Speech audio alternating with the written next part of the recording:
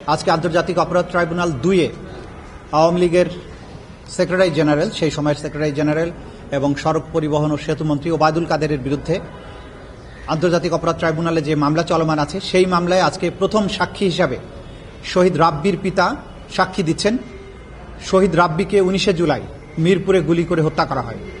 তার পরবর্তীতে দ্বিতীয় সাক্ষী হিসাবে তারই ভাগ্নি অর্থাৎ শহীদ তানহার বাবা এখানে সাক্ষী দেবেন।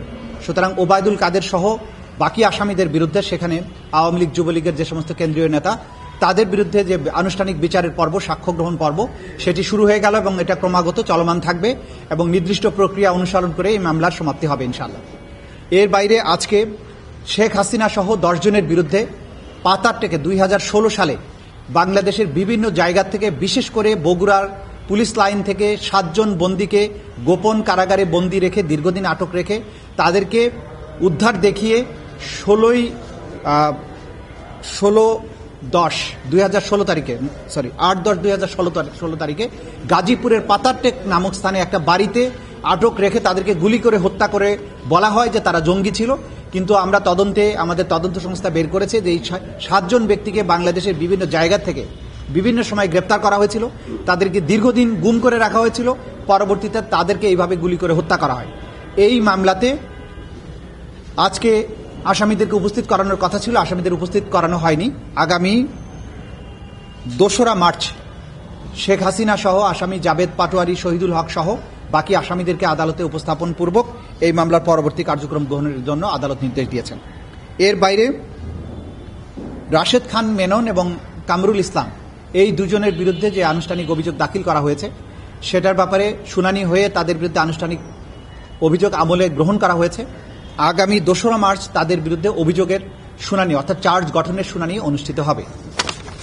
গুমের মামলায় টিএফআইএ অর্থাৎ র্যাপিড অ্যাকশন ব্যাটালিয়নের যে গোপন বন্দিশালা টিএফআই সেল, সেই টিএফআই সেলের যে মামলা, যেটা সাবেক বেশ কয়েকজন সেনা কর্মকর্তার বিরুদ্ধে এই মামলা চলমান আছে, সেই মামলাতে আজকে সাক্ষীর জেরার জন্য নির্ধারিত ছিল সাক্ষী যিনি ব্যারিস্টার মীর আহমদ বিন কাশেম, তিনি সংসদ সদস্য নির্বাচিত হওয়ার কারণে সংসদ রিলেটেড বেশ কিছু কর্মকাণ্ডে তার উপস্থিতির প্রয়োজনে তিনি সংসদে ব্যস্ত আছেন। এই কারণে এই সাক্ষীটার তারিখ আমরা পিছিয়ে নিয়ে আগামী 25শে ফেব্রুয়ারি বুধবার তার বাকি জেরার জন্য আমরা নির্ধারণ করেছি।